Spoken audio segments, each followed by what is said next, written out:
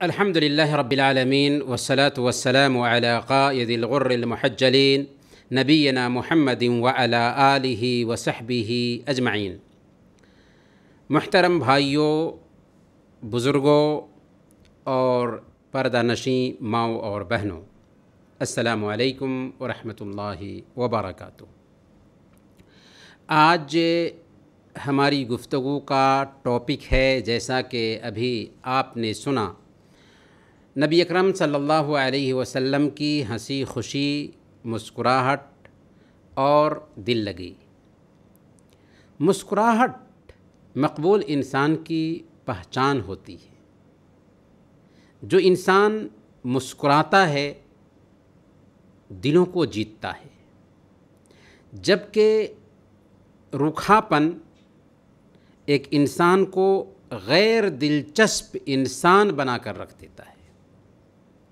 اور اسلام جو دلوں کو جیتنے کے لیے آیا ہے، ظاہر ہے کہ اس دین کا دامن آخر اتنی اچھی خوبی سے خالی رہتا تو کیسے رہتا۔ اسی لیے ہم سب کے آئیڈیل محمد الرسول اللہ صلی اللہ علیہ وسلم، آپ نے مختلف اوقات میں اور مختلف مناسبتوں سے تبسم فرمایا، خوشی کا اظہار کیا، لوگوں سے دل لگی کی، خوش طبعی فرمائی۔ آپ صلی اللہ علیہ وسلم نبی تھے، آپ پر وحی آتی تھی، لیکن اس کے باوجود آپ انسانی جذبات بھی رکھتے تھے۔ آپ خوش بھی ہوتے تھے اور غم کا اظہار بھی کرتے تھے۔ اللہ کے نبی صلی اللہ علیہ وسلم نے مسکراہٹ اور خوشی کو اتنی اہمیت دی کہ اس کو اجر و ثواب سے جوڑ دیا۔ چنانچہ سنن ترمذی کی روایت ہے، اللہ کے نبی صلی اللہ علیہ وسلم نے ارشاد فرمایا، تبسمک فی وجہ اخیک لک صدقہ، تمہارا اپنے بھائی کے چہرے پر مسکرانا بھی صدقہ ہے۔ ایک صدقہ ہوتا ہے روپیے پیسے خرچ کرنا، اور ایک صدقہ ہوتا ہے مسکراہٹ۔ مسکراتے ہوئے کسی سے ملنا بھی صدقہ ہے۔ اور صحیح مسلم کی روایت ہے، اللہ کے نبی صلی اللہ علیہ وسلم ارشاد فرماتے ہیں، لا تحقرن من المعروف شیئا ولو ان تلقى اخاک بوجہ طلق، کہ نیکی کا کوئی بھی کام معمولی مت سمجھو، چاہے اپنے بھائی سے مسکراتے چہرے سے ملنا ہی کیوں نہ ہو۔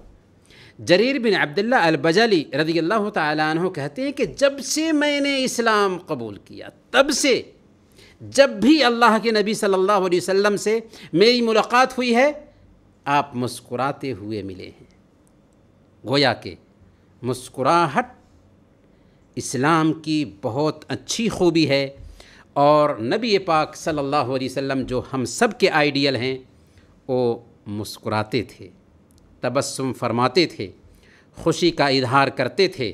اور مکارم اخلاق کے ضمن میں یہ بات بھی آتی ہے کہ آپ اپنے بھائی کے دل کو خوش کریں۔ چنانچہ اللہ کے نبی صلی اللہ علیہ وسلم کی جو دل لگی اور مسکراہٹیں ہوتی تھیں، اسی قبیل کی ہوتی تھیں کہ آپ سامنے والے کے دل کو خوش کرنا چاہتے تھے، چنانچہ مسکراہٹ بکھیرتے تھے۔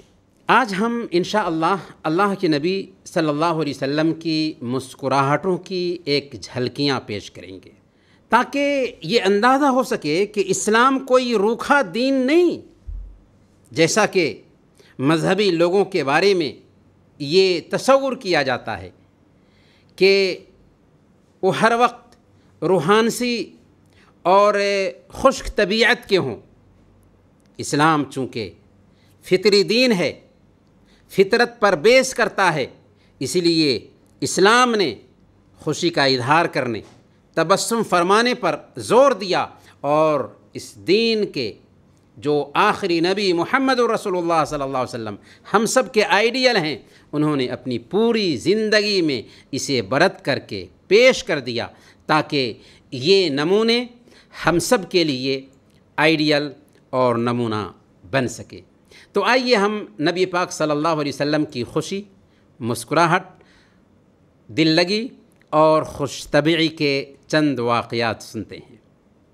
پہلا واقعہ مسند احمد کی روایت ہے۔ سیدہ عائشہ صدیقہ رضی اللہ تعالی عنہ بیان فرماتی ہیں کہ اللہ کے نبی صلی اللہ علیہ وسلم ایک سفر میں تھے، میں آپ کے ساتھ تھی۔ اللہ کے نبی صلی اللہ علیہ وسلم نے صحابہ کرام سے کہا کہ تم لوگ آگے بڑھو، پھر آپ نے مجھ سے کہا کہ چلو ہم دونوں دوڑ کا مقابلہ کرتے ہیں۔ چنانچہ میں نے اللہ کے نبی صلی اللہ علیہ وسلم کے ساتھ دوڑ کا مقابلہ کیا۔ اس وقت میرے جسم پر گوشت نہیں آیا تھا، پھرتیلی تھی، چنانچہ میں آپ کے اوپر بازی لے گئی۔ ایک دوسرا سفر ہوا، اس سفر میں بھی اللہ کے نبی صلی اللہ علیہ وسلم نے صحابہ سے کہا کہ تم لوگ آگے بڑھو، پھر مجھ سے کہا کہ چلو ہم دونوں دوڑ کا مقابلہ کرتے ہیں۔ چنانچہ ہم دونوں نے دوڑ لگایا۔ اس وقت میں لحیم و شہیم ہو گئی تھی، موٹی تازی ہو گئی تھی، چنانچہ آپ صلی اللہ علیہ وسلم مجھ پر بازی لے گئے۔ آپ آگے بڑھ گئے اور آپ نے مسکراتے ہوئے کہا تھا، ہذہ بتلک، یہ اس ہار کا بدلہ ہے، یہ جیت اس ہار کا بدلہ ہے۔ تو یہاں پر اللہ کے نبی صلی اللہ علیہ وسلم کی خوش طبعی اپنی بیوی کے ساتھ کیسی تھی، اس کا ہم اندازہ لگائیں کہ اللہ کے نبی صلی اللہ علیہ وسلم اپنی بیویوں کو ان کا پورا حق دیتے تھے، اور اس کے ساتھ ساتھ آپ خوش طبعی بھی فرماتے ہیں۔ آخری نبی محمد الرسول اللہ صلی اللہ علیہ وسلم ساری انسانیت کے لیے رول ماڈل اس خوش طبعی میں بھی ہیں، اس خوشی کے اظہار میں بھی ہیں۔ دوسرا واقعہ سنتے ہیں۔ طبقات ابن سعد کی روایت ہے، حضرت سودا رضی اللہ تعالی عنہ بیان کرتی ہیں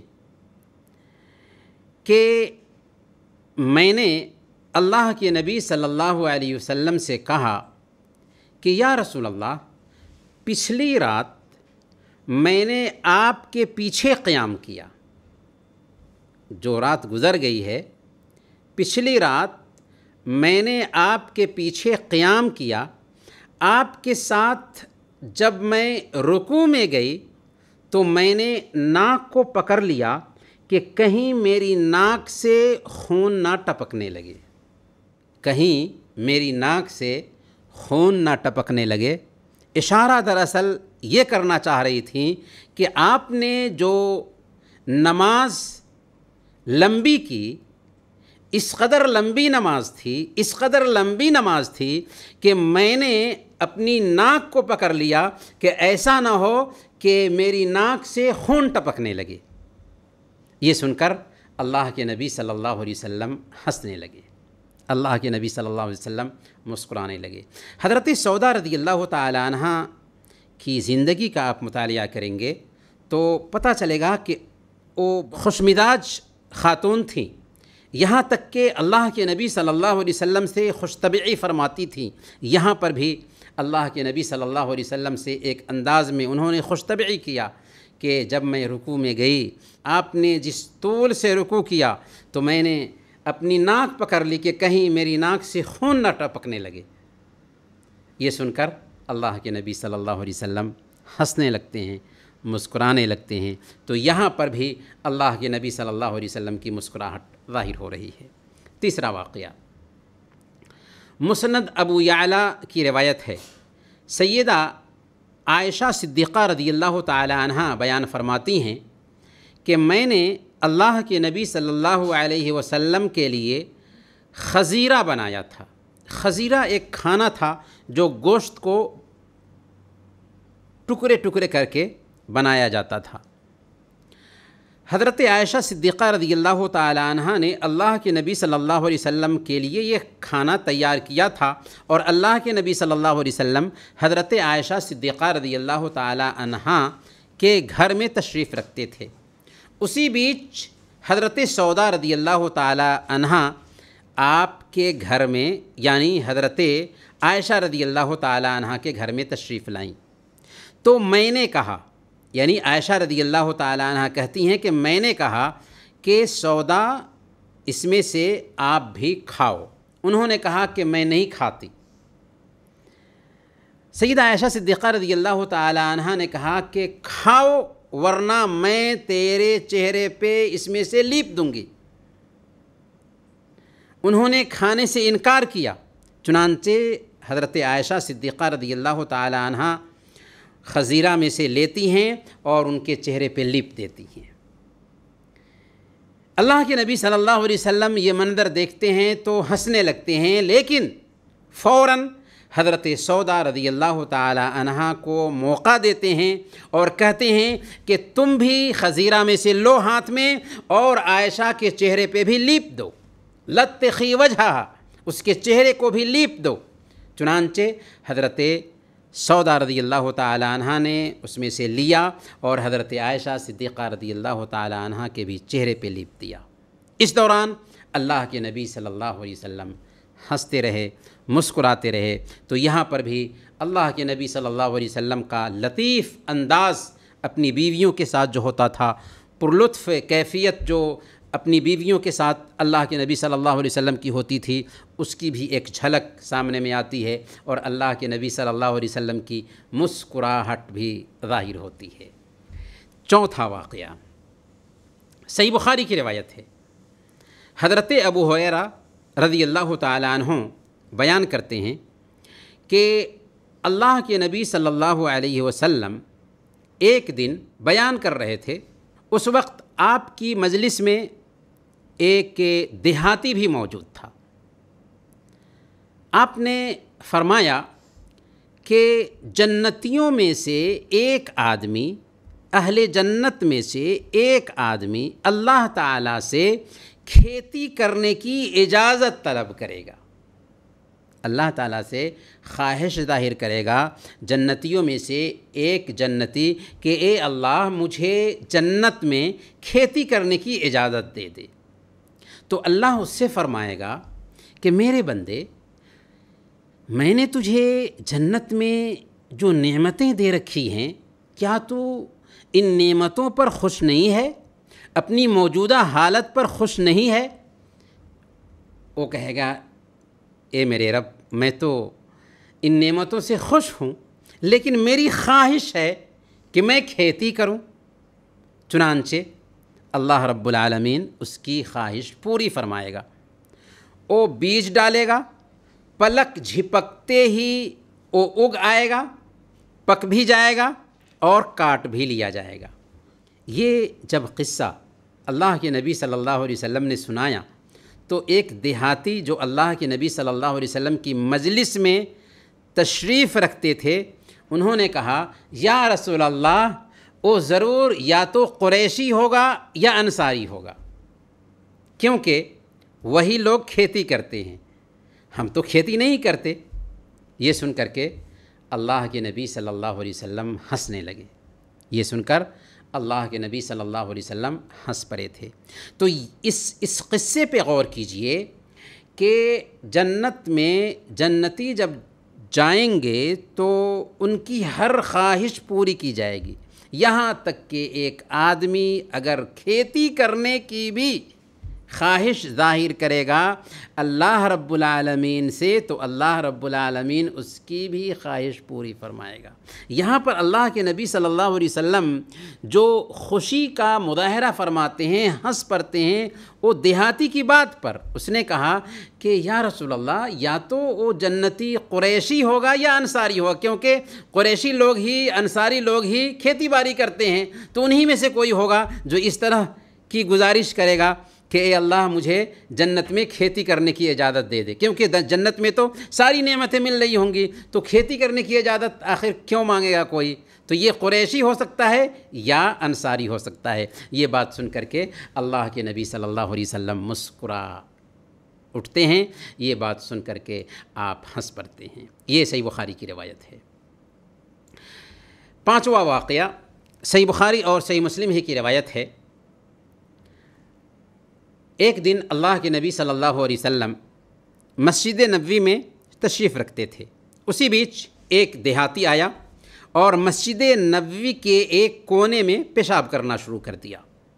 صحابہ کرام نے جب دیکھا تو بڑھے تاکہ اس کو ڈانٹے، پھٹکارے اور وہاں سے اس کو ہٹائیں۔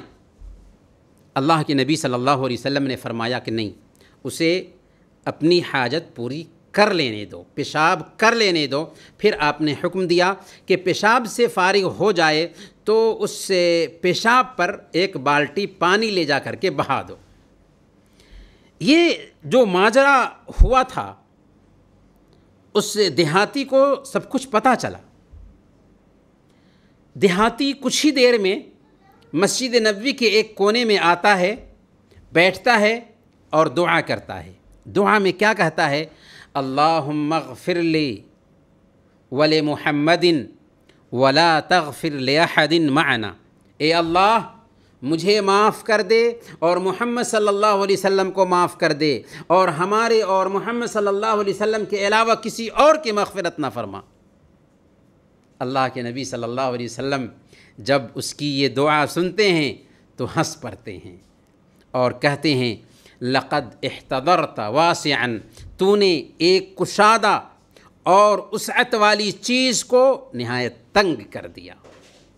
جی ہاں، اللہ رب العالمین کا کرم بہت وسیع ہے۔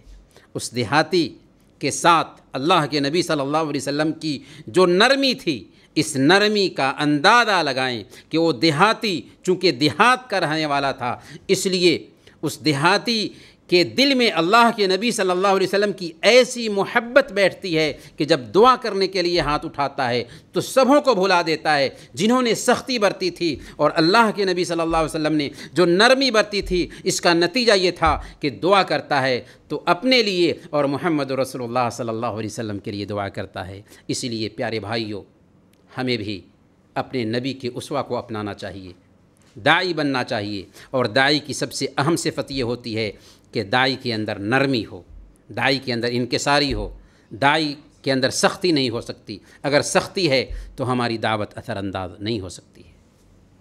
چھٹا واقعہ صحیح بخاری اور صحیح مسلم ہی کی روایت ہے۔ حضرت انس رضی اللہ تعالی عنہ بیان فرماتے ہیں کہ میں ایک دن اللہ کے نبی صلی اللہ علیہ وسلم کے ساتھ چل رہا تھا۔ آپ کے جسم پر ایک چادر تھی، آپ نے ایک چادر اپنے کندھے پہ ڈال رکھا تھا۔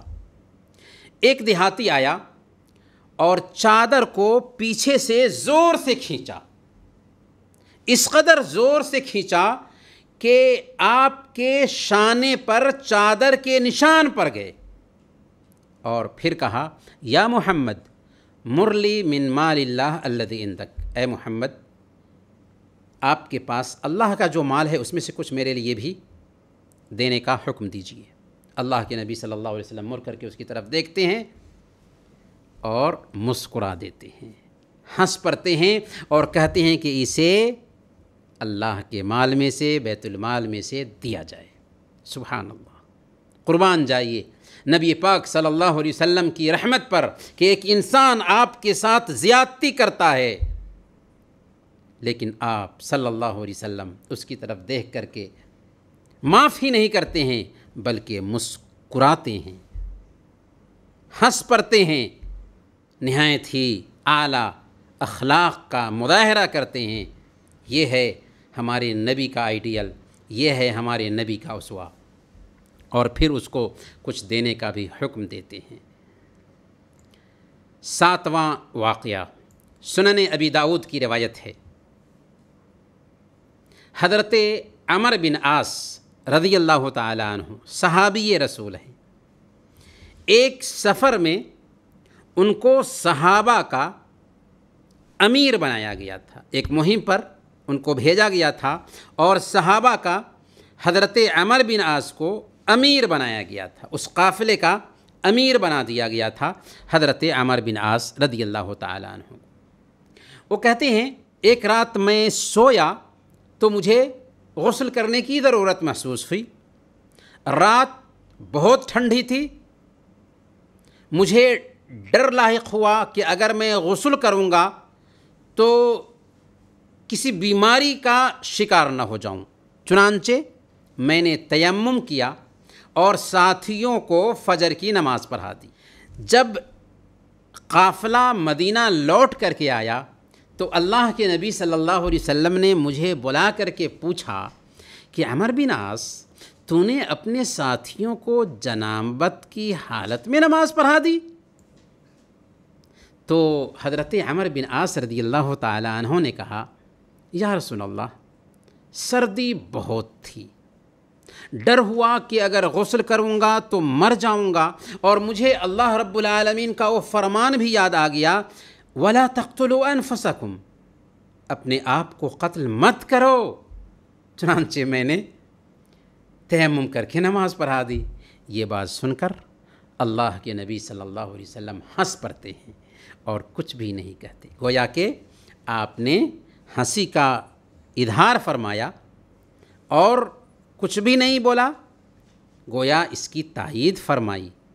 یہاں پر اسلام کی رحمت بھی جھلکتی ہے کہ اگر کسی آدمی کو غسل کرنے کی ضرورت ہے اور اس کو ڈر ہے کہ اگر غسل کیا تو ٹھنڈی لگ جائے گی، ٹھنڈی کا اثر ہو جائے گا، بیماری میں اضافہ ہونے کا ڈر ہے، تو ایسی حالت میں وہ تیمم کر کے نماز پڑھ سکتا ہے، کیونکہ تیمم وضو اور غسل دونوں کے لیے کفایت کرتا ہے۔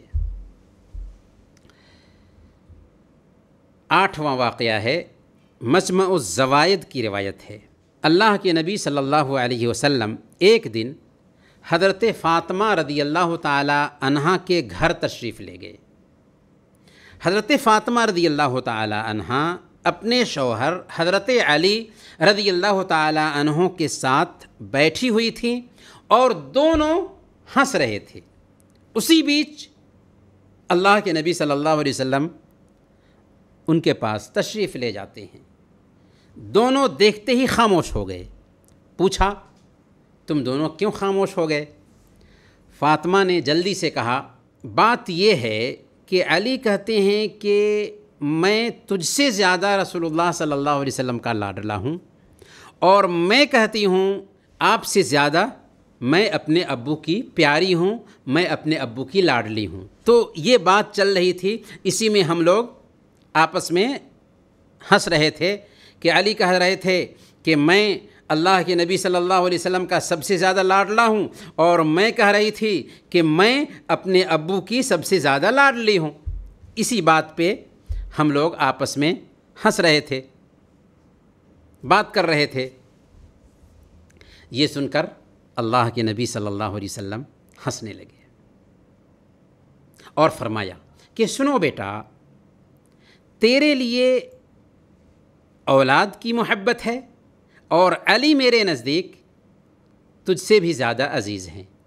تیرے لیے اولاد کی محبت ہے، یعنی تو میری بیٹی ہے تو تیرے لیے اولاد کی محبت میرے دل میں ہے، لیکن علی میرے نزدیک تم سے بھی زیادہ عزیز ہیں۔ گویا کہ فاطمہ بھی میرے نزدیک بہت اہمیت رکھنے والی ہے، اور علی بھی میرے نزدیک بہت اہمیت رکھنے والے ہیں۔ دونوں کی بات رکھی، دونوں کا دل رکھ دیا۔ یہ تھا اللہ کے نبی صلی اللہ علیہ وسلم کا انداز، اور اس مسئلے کو سن کر کے اللہ کے نبی صلی اللہ علیہ وسلم مسکراتے ہیں۔ 9واں واقعہ مسند احمد کی روایت ہے۔ حضرت عبداللہ بن حذافہ السہمی رضی اللہ تعالیٰ عنہ صحابی رسول ہیں۔ ایک مہم پر صحابہ کرام کے ساتھ ان کو بھیجتے ہیں، اور اس مہم کا، اس قافلے کا حضرت عبداللہ بن حذافہ السہمی کو امیر بنا دیتے ہیں۔ حضرت عبداللہ بن حذافہ السہمی ایک مزاحیہ آدمی تھے، یعنی خوش طبعی فرماتے تھے، دل لگی کرتے تھے۔ چنانچہ ان کے پاس آگ روشن کی گئی۔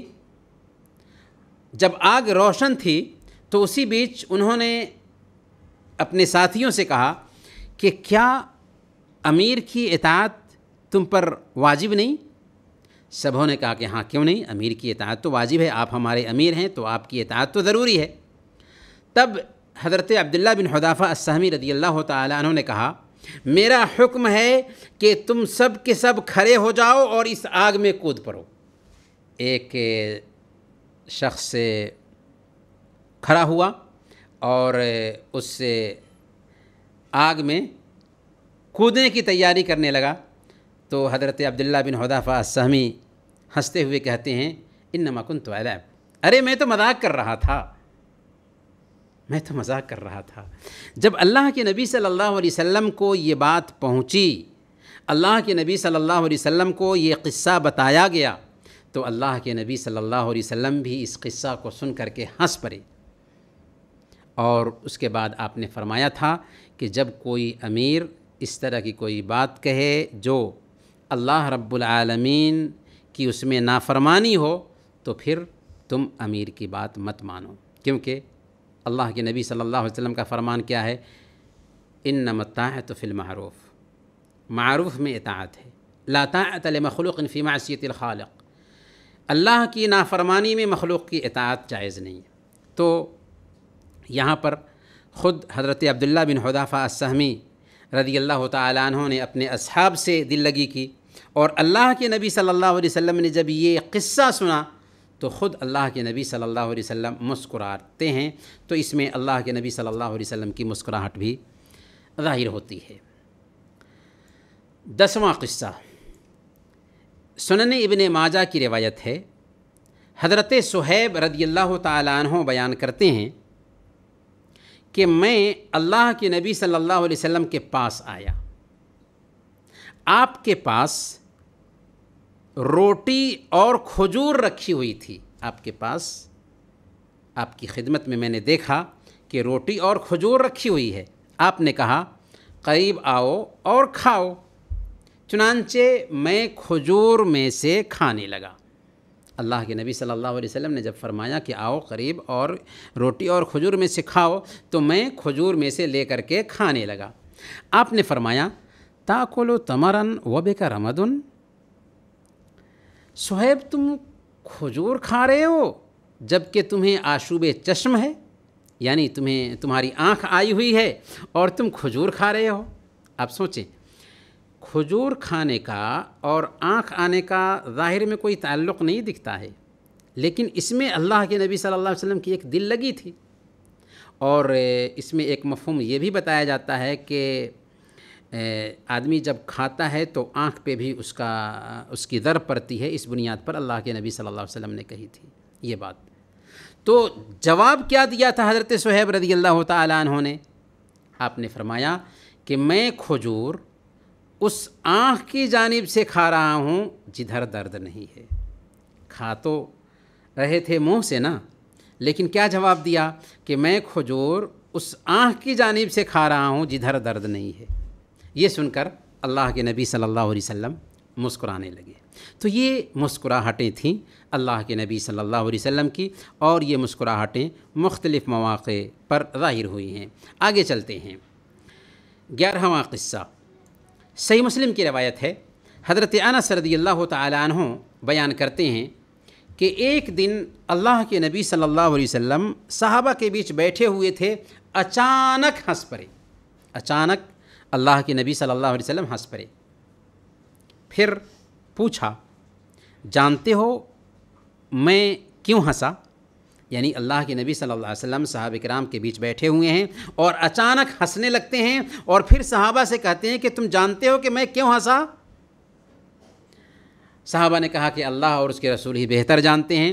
تب آپ نے فرمایا کہ میں بندہ کے قیامت کے دن رب سے گفتگو کو یاد کر کے ہنسا، یعنی میں اس گفتگو کو یاد کیا جو گفتگو قیامت کے دن بندہ اپنے رب سے کرے گا۔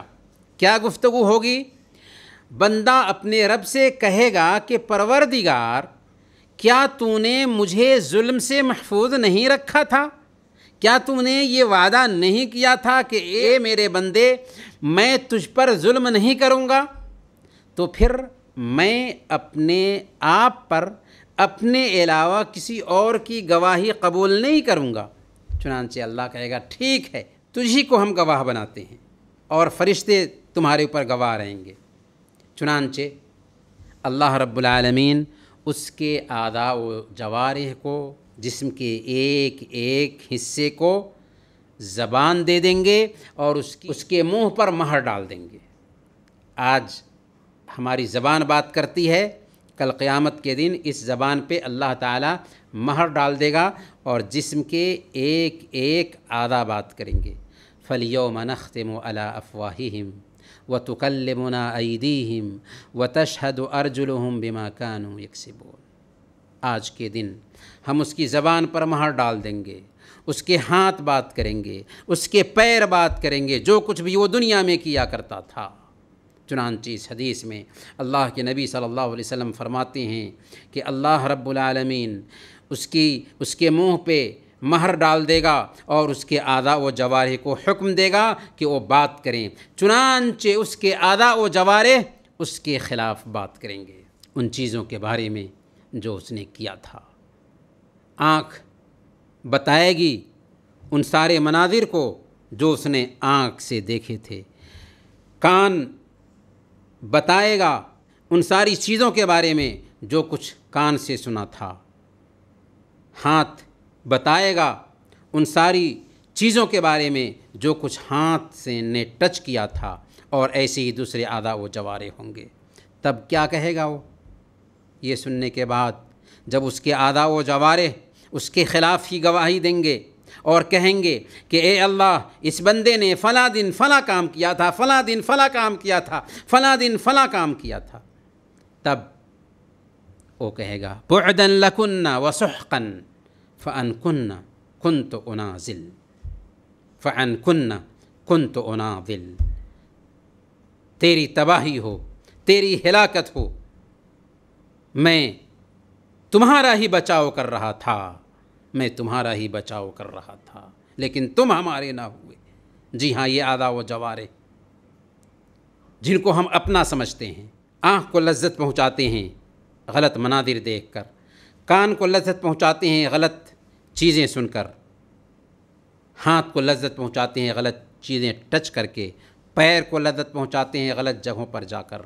یہ اعضاء و جوارح کل قیامت کے دن ہمارے خلاف گواہی دینے والے ہیں۔ اللہ کے نبی صلی اللہ علیہ وسلم اس قصہ کو بیان کرنا چاہ رہے تھے تو آپ نے مسکرایا تھا، آپ ہنس پڑے تھے کہ یہ بندہ اپنے آپ کو گواہ بنائے گا کہ میں کسی دوسرے کی گواہی نہیں مانتا، اللہ رب العالمین اسی کو گواہ بنا دے گا اور اس کی ایک ایک اعضاء و جوارح اس کے خلاف گواہی دیں گے۔ تو اس میں اللہ کے نبی صلی اللہ علیہ وسلم نے اس بندے کی کیفیت پہ ہنسی تھی، اور یہ رونے کا بھی مقام ہے کہ آج ہم جن اعضاء کو لذت پہنچانے کے لیے غلط کام کرتے ہیں، وہی اعضاء کل قیامت کے دن ہمارے خلاف ہو جانے والے ہیں۔ صحیح مسلم کی ایک دوسری روایت ہے، یعنی 12واں واقعہ۔ ایک آدمی اللہ کے نبی صلی اللہ علیہ وسلم کے پاس آیا اور اس نے کہا اللہ کے نبی صلی اللہ علیہ وسلم سے کہ یا رسول اللہ، میں نے خواب میں دیکھا ہے کہ میرا سر کاٹ دیا گیا ہے، میں نے خواب میں دیکھا ہے کہ میرا سر کاٹ دیا گیا ہے۔ اللہ کے نبی صلی اللہ علیہ وسلم سنتے ہیں تو ہنس پڑتے ہیں، اور اس کے بعد اس کی رہنمائی بھی فرماتے ہیں۔ آپ فرماتے ہیں لا تخبر بتلاعب الشیطان بک احدا، کہ شیطان خواب میں تمہارے ساتھ جو کھلواڑ کرتا ہے اس کی خبر کسی دوسرے کو مت دو۔ گویا کہ اگر ہم خواب میں اس طرح کی چیزیں دیکھتے ہیں تو ہمیں دوسروں سے اس طرح کی باتیں شیئر نہیں کرنی چاہیے۔ کرنا کیا چاہیے؟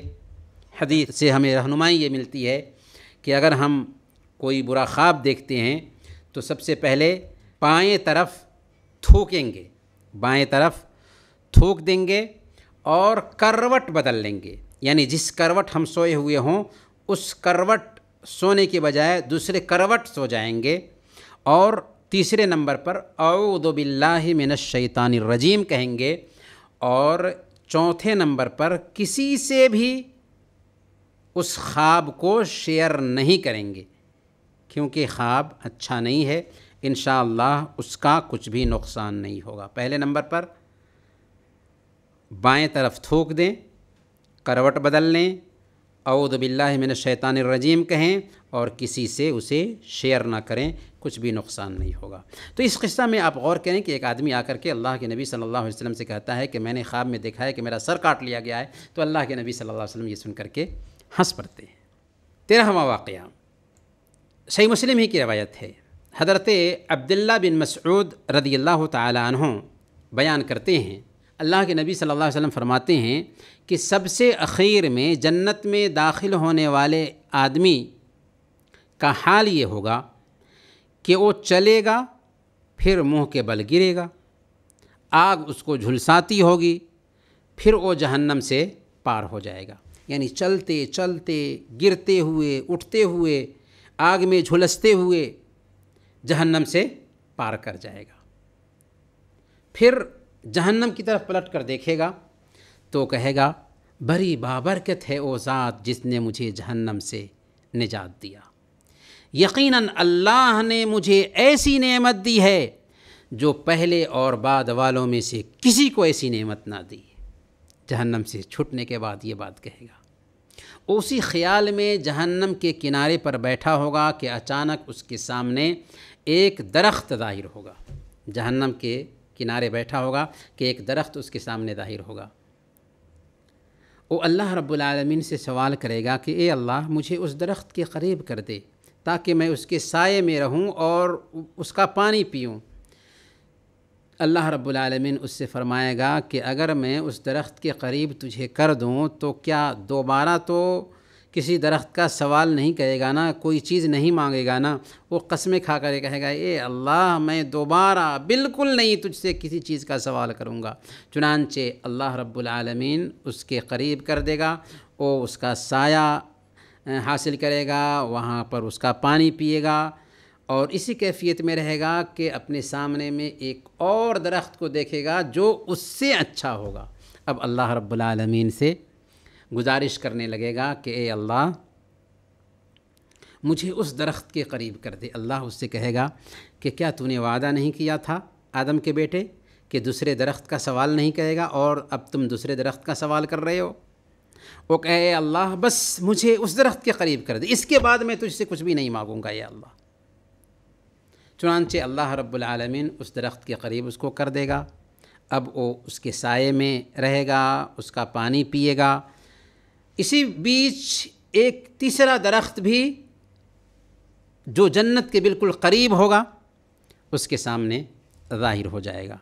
اب اللہ رب العالمین سے گزارش کرے گا کہ اے اللہ مجھے اس درخت کے قریب کر دے تاکہ میں اس درخت کا پانی پیوں، اس درخت کے سائے تلے رہوں۔ اللہ تعالیٰ اسے پھر یاد دلائے گا، آدم کے بیٹے کیا تو نے وعدہ نہیں کیا تھا کہ پھر تو کسی دوسری نعمت کا سوال نہیں کرے گا، اور پھر تو نے سوال کر دیا۔ اللہ سے کہے اللہ اب میں کسی چیز کا تجھ سے سوال نہیں کروں گا، بس مجھے اس درخت کے قریب کر دے۔ چنانچہ اللہ رب العالمین اس کو اس درخت کے قریب کر دے گا۔ اب اس درخت کے سایہ تلے رہے گا، اس کا پانی پیے گا کہ اچانک اس کے سامنے میں جنت ظاہر ہوگی۔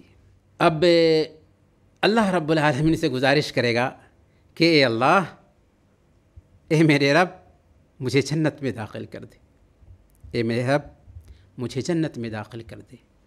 اللہ تعالیٰ اس سے فرمائے گا اے ابن آدم، اے آدم کے بیٹے، کیا تو اس بات سے خوش ہو جائے گا کہ میں تجھے ساری دنیا کے برابر دوں اور اتنا ہی مزید دوں؟ کیا تو اس بات سے خوش ہو جائے گا کہ میں ساری دنیا کے برابر دوں اور اتنا ہی مزید دوں؟ وہ کہے گا یا رب اتستہزئ بی وانت رب العالمین، اے میرے رب کیا تو مجھ سے ٹھٹھا کرتا ہے؟ کیا تو میرا مذاق کر رہا ہے جب کہ تو رب العالمین ہے؟ اللہ تعالیٰ جب سنتا ہے کہ بندہ ایسے بول رہا ہے تو اللہ ہنس پڑتا ہے، اور اللہ کے نبی صلی اللہ علیہ وسلم یہ قصہ بیان کرتے ہوئے بندہ جب ایسا کہے گا تو اللہ کے نبی صلی اللہ علیہ وسلم ہی یہ بات بیان کر کے ہنس پڑتے ہیں، اور پھر اللہ رب العالمین اس کو واقعی و نعمت عطا فرماتا ہے۔ 14واں واقعہ مسند احمد کی روایت ہے۔ اللہ کے نبی صلی اللہ علیہ وسلم نے ارشاد فرمایا کہ قیامت کے دن ایک آدمی کو لایا جائے گا اور فرشتوں کو حکم ہوگا کہ سب سے پہلے اس کے چھوٹے چھوٹے گناہوں کو اس کے اوپر پیش کرو اور اس کے کبیرہ گناہوں کو چھپا کر رکھا جائے گا۔ پھر اس سے کہا جائے گا کہ تم نے فلاں فلاں دن فلاں فلاں کام کیا تھا، فلاں فلاں دن فلاں فلاں کام کیا تھا، بندے فلاں فلاں دن فلاں فلاں کام کیا تھا، وہ اقرار کرتا جائے گا، اور پھر اللہ رب العالمین اس کے ہر گناہ کے بدلے حکم دے گا کہ ایک نیکی لکھ دو، ہر گناہ کے بدلے ایک نیکی لکھ دو۔ اب جب یہ سنے گا کہ چھوٹے چھوٹے گناہ ہمارے اوپر پیش کیے جا رہے ہیں اور ہر گناہ کے بدلے ایک نیکی لکھی جا رہی ہے تو کیا کہے گا؟ اللہ کے نبی صلی اللہ علیہ وسلم کے الفاظ ہیں، وہ کہے گا ان لی ذنوبا ما اراہا، میرے رب میرے بڑے بڑے گناہ کدھر گئے؟ اے اللہ میں ایسے ایسے گناہ بھی کر کے آیا ہوں جو میں نہیں دیکھ رہا ہوں۔ ہر گناہ پر اس کو نیکیاں مل رہی ہوں گی تو اب وہ اپنے بڑے بڑے گناہوں کو یاد کرے گا کہ ان کے بدلے میں بھی ہم کو نیکیاں مل جائے، کہے گا اے اللہ ہمارے پاس اور بھی بہت سارے گناہ ہیں وہ میں نہیں دیکھ رہا ہوں۔ یہ بیان کر کے اللہ کے نبی صلی اللہ علیہ وسلم ہنس پڑے تھے۔ دیکھیں یہ بالکل اوتھینٹک روایت ہے، اور اللہ رب العالمین کچھ بندوں کی جب توبہ سچی ہوتی ہے تو ایسے بندوں کو انعام فرماتا ہے کہ صرف ان کے گناہوں کو ہی معاف نہیں کرتا بلکہ ان کے گناہوں کو نیکیوں میں چینج کر دیتا ہے۔ اللہ فرماتا ہے الا من تاب وآمن وعمل عملا صالحا فاولئک یبدل اللہ سیئاتہم حسنات، کہ جو توبہ کرے نیک عمل کرنے لگ جائے تو اللہ رب العالمین ایسے لوگوں کے گناہوں کو نیکیوں میں چینج کر دیتا ہے۔ سبحان اللہ۔ تو اس حدیث میں وہ بندہ جب اپنے چھوٹے چھوٹے گناہوں کا انعام دیکھے گا تو بڑے گناہوں کو جو چھپا کر رکھا گیا ہوگا ان کو بھی یاد کرنے لگ جائے گا کہ ان کے بدلے بھی ہم کو کچھ نیکیاں مل جائیں۔ تو اللہ کے نبی صلی اللہ علیہ وسلم یہ قصہ بیان کر کے ہنس پڑتے ہیں۔ 15واں واقعہ صحیح بخاری اور صحیح مسلم ہی کی روایت ہے۔ حضرت ابو ہریرہ رضی اللہ تعالیٰ عنہ بیان کرتے ہیں کہ ہم اللہ کے نبی صلی اللہ علیہ وسلم کے پاس بیٹھے ہوئے تھے کہ ایک آدمی آیا اور عرض کیا کہ یا رسول اللہ میں تباہ ہو گیا، میں برباد ہو گیا۔ آپ نے پوچھا کیا ہوا؟ اس نے کہا کہ میں رمضان کے مہینے میں روزے کی حالت میں اپنی بیوی سے ہم بستری کر لیا۔ اللہ کے نبی صلی اللہ علیہ وسلم نے کہا کہ کیا تو غلام آزاد کر سکتا ہے؟ اس نے کہا کہ نہیں۔ آپ نے فرمایا کیا تو مسلسل 2 مہینے کے روزے رکھ سکتا ہے؟ اس نے کہا کہ نہیں۔ آپ نے کہا کہ کیا تو 60 مسکینوں کو کھانا کھلا سکتا ہے؟ اس نے کہا کہ نہیں۔ تب اللہ کے نبی صلی اللہ علیہ وسلم دیکھتے ہیں کہ اسی بیچ آپ کے پاس ایک ٹوکری کھجوریں آتی ہیں۔ اللہ کے نبی صلی اللہ علیہ وسلم پکار لگاتے ہیں کہ سائل کدھر گیا؟ وہ آتا ہے، اللہ کے نبی صلی اللہ علیہ وسلم اس کے حوالے ایک ٹوکری کھجور کرتے ہیں اور کہتے ہیں کہ جاؤ اور اسے مدینہ کے فقیروں میں تقسیم کر دو۔ اس نے کہا کہ یا رسول اللہ کیا میں اپنے سے غریب آدمی پر صدقہ کروں؟ آپ نے کہا ہے کہ مدینہ کے فقیروں پہ تقسیم کر دوں، تو کیا میں اپنے سے غریب آدمی پر صدقہ کروں؟ حالانکہ اللہ کی قسم پورے مدینہ میں مجھ سے غریب گھرانہ تو کوئی پایا ہی نہیں جاتا۔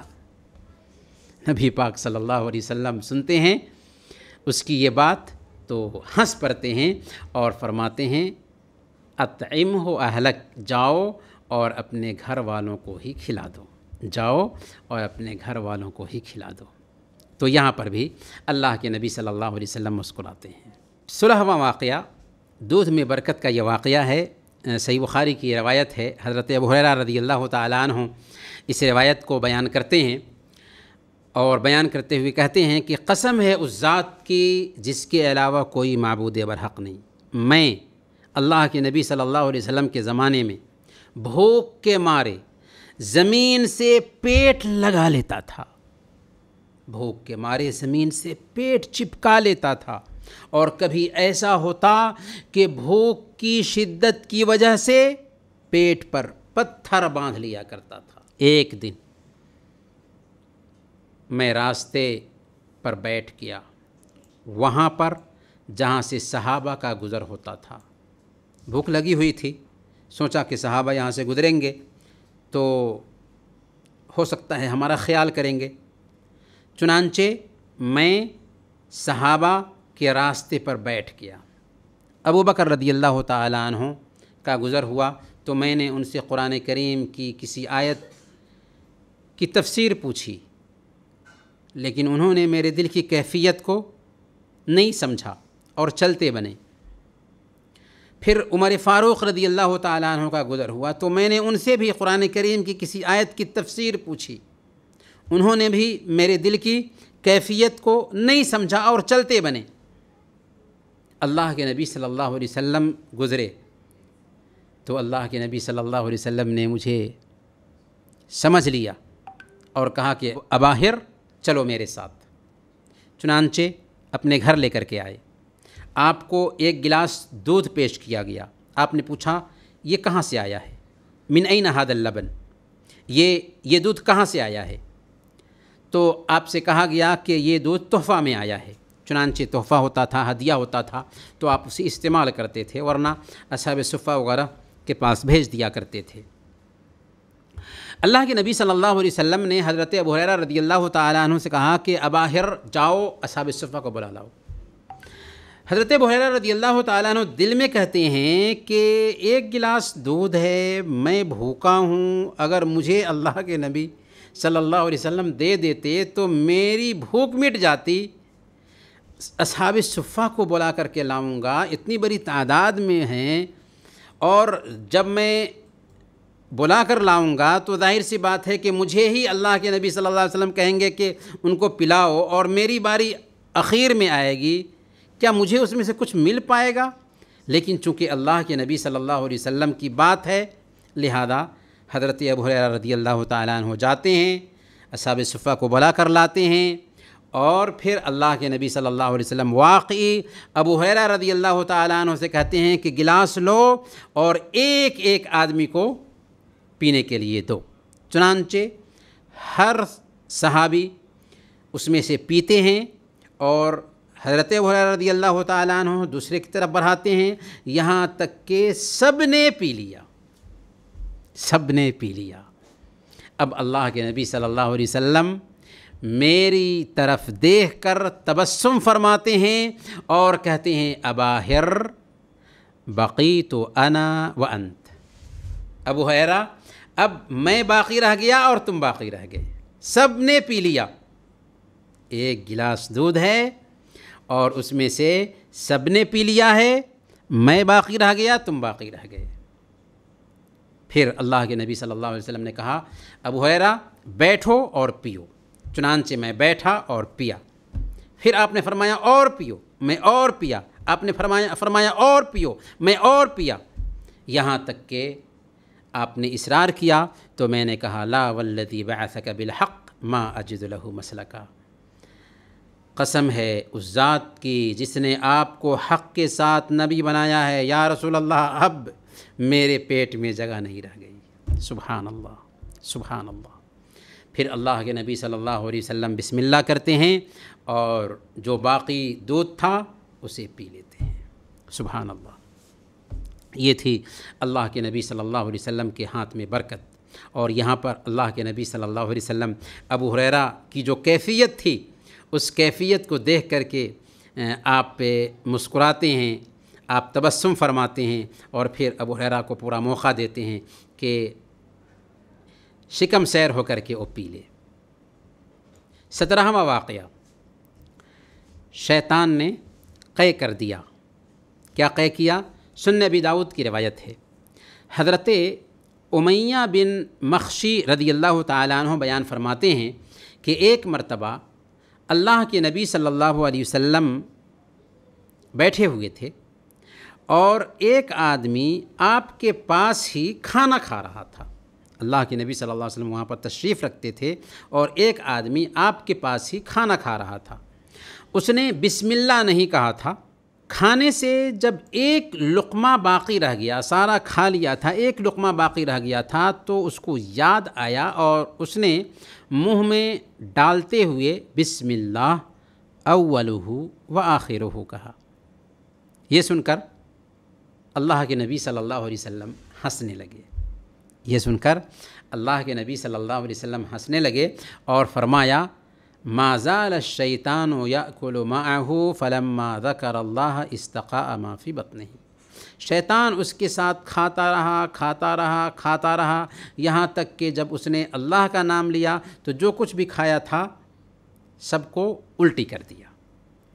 تو اس میں یہ پیغام بھی ہے کہ اگر کوئی آدمی بسم اللہ کہنا بھول جاتا ہے تو جب بھی اسے یاد آئے وہ کہہ لے بسم اللہ اولہ و آخرہ۔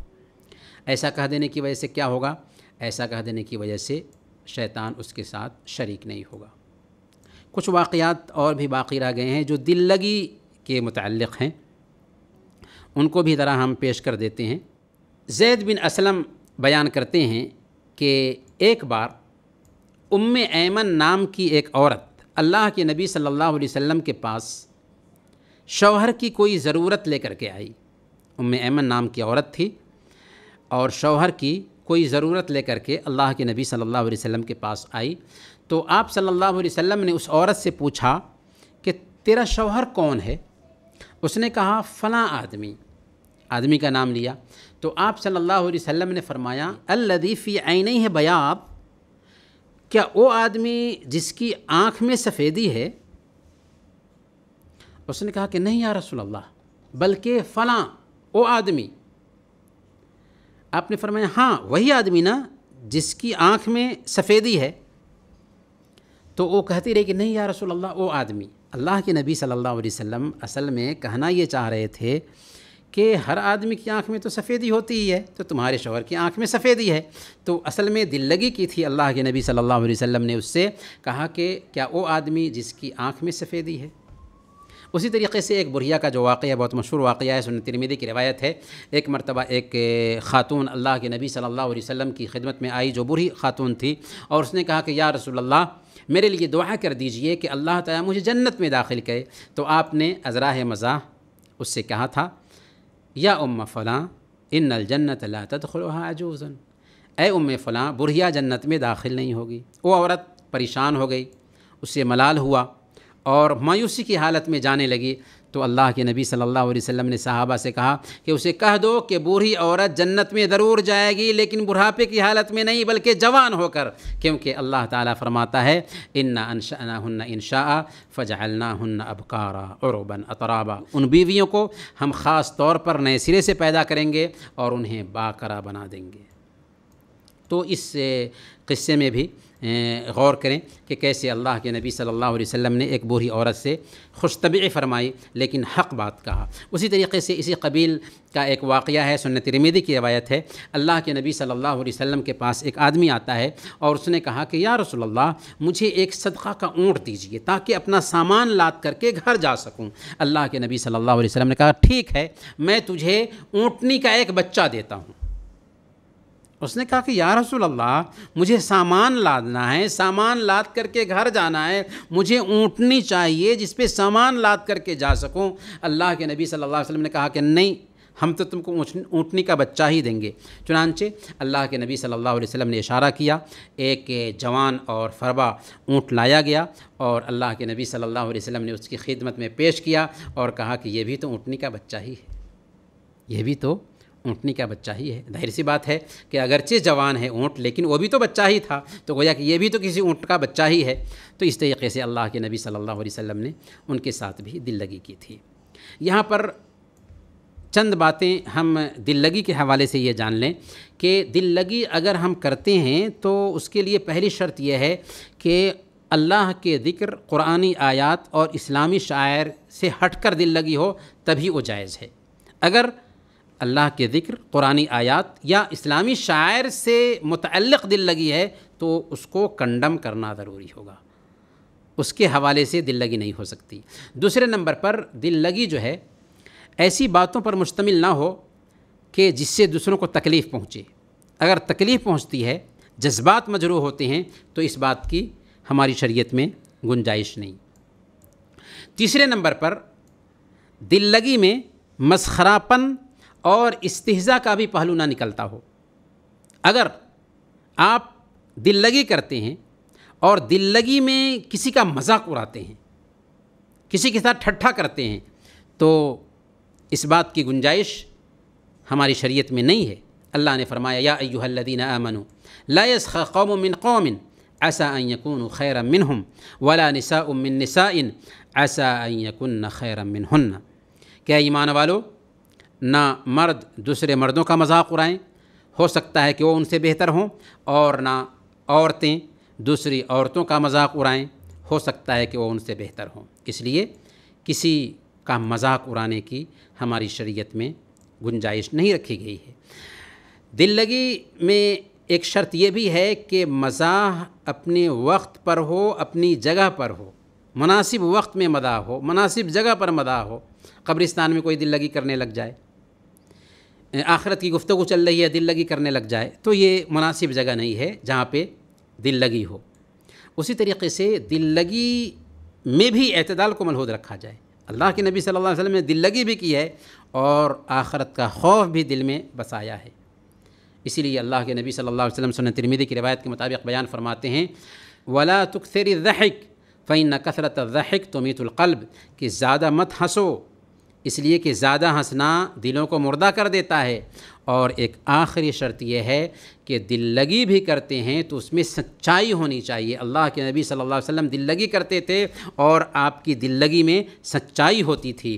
اسی لیے سنن ترمذی کی روایت ہے، اللہ کے نبی صلی اللہ علیہ وسلم ارشاد فرماتے ہیں وَيْلٌ لِلَّذِي يُحَدِّثُ بِالْحَدِيثِ لِيُضْحِكَ بِهِ الْقَوْمُ فَيَكْذِبُ وَيْلٌ لَهُ وَيْلٌ لَهُ، کہ ہلاکت ہے اس آدمی کے لیے جو لوگوں کو ہنسانے کے لیے جھوٹ بولتا ہے۔ ہلاکت ہے اس آدمی کے لیے، ہلاکت ہے اس آدمی کے لیے۔ کس آدمی کے لیے؟ جو لوگوں کو ہنسانے کے لیے جھوٹ بولتا ہے۔ تو دل لگی جائز ہے، لیکن سچائی میں جھوٹ کے ذریعہ دل لگی یا جھوٹ کا سہارا لے کر دوسروں کو ہنسانا، اس بات کے لیے ہماری شریعت میں گنجائش نہیں ہے۔ یہ کچھ باتیں تھیں اللہ کے نبی صلی اللہ علیہ وسلم کی مسکراہٹ، اللہ کے نبی صلی اللہ علیہ وسلم کی ہنسی خوشی، اللہ کے نبی صلی اللہ علیہ وسلم کی دل لگی کے حوالے سے، اور یہ واقعات اس لیے پیش کیے گئے ہیں تاکہ ہم بھی ان واقعات سے روشنی حاصل کریں اور اپنے اندر وہ ادا پیدا کریں تاکہ دوسروں کا دل جیت سکیں اور دوسروں کے دل میں ہم جگہ بنا سکیں، کیونکہ ہم داعی ہیں اور دنیا مدعو ہے، اور داعی کے اندر جب تبسم نہ ہو، مسکراہٹ نہ ہو، دل کو جیتے نہیں تو وہ داعی نہیں ہو سکتا۔